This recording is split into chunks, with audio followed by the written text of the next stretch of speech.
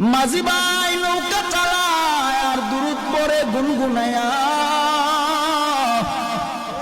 ওই নদীর মাঝে একটা মাছ মনোযোগ সহকারে ওই মাঝি ভাইয়ের দুরুদের আওয়াজ শুনতেছে। হঠাৎ এক জেলে এসে ওই মাছটাকে মেরে নিয়ে গেল। নিয়ে যাওয়ার পর বাজারে নিল, বাজারে নেওয়ার পরে বিক্রি করে। মাছটা মনোযোগ সহকারে নবীর দুরূদ শুনতেছে,